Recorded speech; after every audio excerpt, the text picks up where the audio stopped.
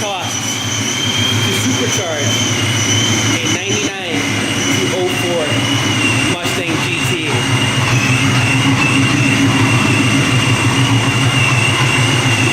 A lot of you guys have been asking since we kind of got this process, for the most part, done. I'd say phase 1 is completed. I want to go over a price breakdown. So we go ahead and turn the car off. You guys can hear me.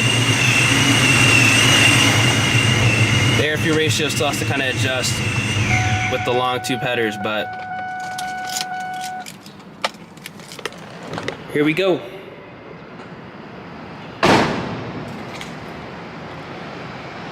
So I'm gonna go ahead and put the price out there for you guys right now. I paid $4,500 to supercharge my 2004 Mustang GT. Now, in my opinion, this is a pretty damn good deal and a pretty good price, and an accurate price, considering the fact that the setup I'm running and how much it could have costed if I bought everything brand new. Now, if you buy everything brand new, this is gonna be a $7,000 to $8,000 setup, which is, in my opinion, kind of ridiculous, because you probably paid less than that for the car. Even in this market, you probably paid less for that for the car. But you guys can see here, because I'm running a loud supercharger, it is a Vortech V1T trim. I'm running a blow-through setup with an HPX mass airflow sensor. And this is also intercooled with a CX Racing intercooler, which I'm actually going to be replacing for a treadstone very soon. Now, what I paid for the supercharger setup, the blow-through, and the intercooler, that costed me $2,700, which is insane. I think that is a pretty damn good price, and honestly, you probably can find a deal like that if you are on Facebook Marketplace. I see a bunch of guys selling supercharger setups for around $27 to $35, so depending on the head unit, how kind of used or how quality it is, you can probably bet to spend around $2,700 to $3,500 on a used Vortech Pro Charger setup, which is a fair price in my opinion, especially if it is intercooled. That is an incredibly fair price. Now, what else I did to this is I have 4 Performance 80-pound injectors, which you can get for about $500. Now, in my opinion, I got these because I did not want to run out of injector. You do not have to get 80-pound injectors. You can get 60-pound injectors for about $450, or if you guys just want to go with the 42s, I believe you can pick those up for around $300. So you can save yourself some money on that. Now we're gonna walk over to the back of the car, but you can't really see it, but I'm running a Walbro 225 fuel pump. The ID of this is like the Walbro 229. If you guys look for it on Summit Racing, Jegs, you know, American Muscle. This fuel pump's actually good for around 500 wheel horsepower on pump gas. So for those of us who just wanted to kind of get a taste of what a boosted 2-valve feels like, this is the perfect fuel pump because it is a complete system. It's going to replace that housing. It's going to give you a new fuel pump. So whatever is old back there is now gone and replaced with a new setup. And it's going to cost you around $300. Alright, so my camera just died, so we're going to finish up this video from the setup. Now, as I was previously saying, you could pick up a Walbro fuel pump, which is going to have the complete housing and obviously the fuel pump itself for around $250. But if you guys maybe went ahead and changed your fuel pump recently or maybe during the past and you don't need a complete new assembly, you could pick up a Dietzwerts or an AEM 300-liter fuel pump for around $160 to $180, which is going to support the same amount of power, 500 wheel on 93 pump gas. You can save yourself some money doing that.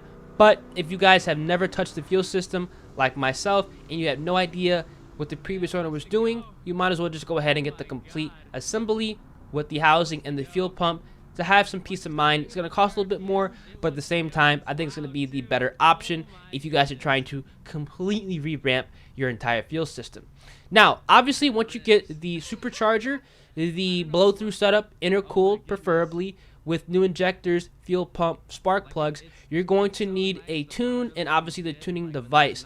So you could pick up an SCT4 tuner used for around $200. Now, unfortunately, I was unable to find a used SCT4 tuner, so I have to go ahead and pay the premium, which is going to be $400.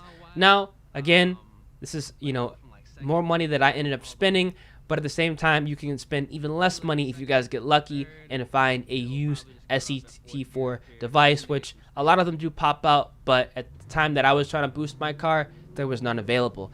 Now, obviously, for a tune, it's going to be dependent on what shop you go to and the quality of the tune you guys want to get. Now, my tune costed around $600. Now, the funny thing is, I'm going to have to get a retune, but I'm not going to include that price in, how much I paid, because you might get lucky, but expect to pay around $500 to, I'd say, $750 for a dyno tune to dial everything in. And that's pretty much all you're going to need to boost a 99 to 04 Mustang GT. Now, obviously, I'm not going to go ahead and include the prices of labor because you might go ahead and do that yourself. But if you guys are not doing it yourself, you're going to want to budget in, I'd say, around $200 to $2,500 in labor in order to get the supercharger installed, as well as any exhaust pieces if you want to go ahead and change those out. Now, for my exhaust setup, I have BBK long tube headers. I have an LAR Performance off-road X Pipe, as well as Borla ATAK Catback. Now, when I actually got my car tuned on the dyno, my BBK short tube headers, which I had on the car previously, as well as the off-road X Pipe, were actually leaking, which actually brought down the power of my car, and why I need to go ahead and get a retune with the new BBK long tube headers. So you need to kind of go ahead and keep that in account. If you guys have short tube headers, which are not going to be a huge impact, especially when boosting a car, and long tube headers are not going to be a huge impact when boosting a car, it doesn't really matter. So you can save yourself some money by leaving on whether you have stock short tubes, doesn't really matter. You definitely want to have an off-road X Pipe for the most free-flowing exhaust, and then whatever catback you guys like, whether you want it loud, quiet, or medium, it doesn't really matter. But you definitely want to have an off-road X Pipe, like I said, so you have maximum airflow. And if you guys are going to get long tubes installed, it's going to cost around the same to install long tubes, maybe even a little bit more, depending on the method they do to install them, whether they drop the whole front end. It's going to cost you around $1,000, maybe $1,500 to get everything done.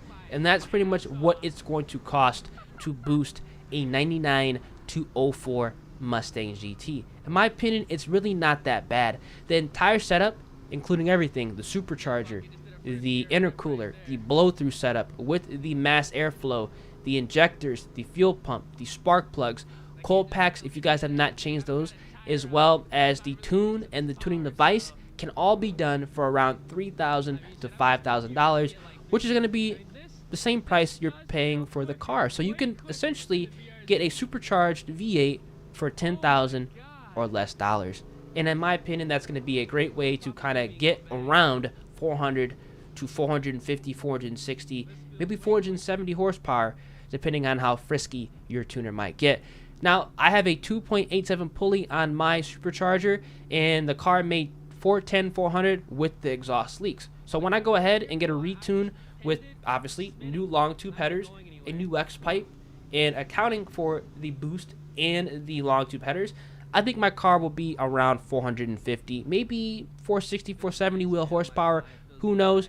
But at the same time, I think it's a pretty damn good power number for the price you are going ahead and paying for. And the best part about it is the car is fully paid off and you own it. So I think that's something that a lot of you guys could enjoy. A lot of you guys are probably interested in on how much it's going to cost. Again, $3,000 to $5,000 to boost the car.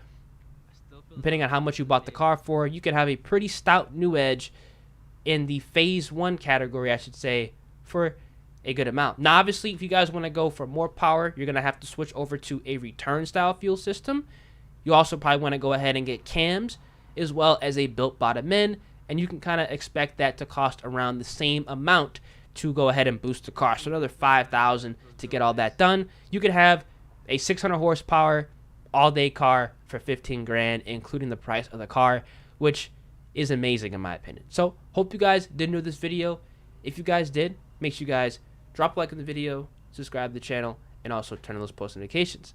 We're doing a lot more things with this car, including, like I said previously, cams, built bottom end, return style fueling, E85, and we'll be around that 600 wheel horsepower mark. Catch you guys in the next one.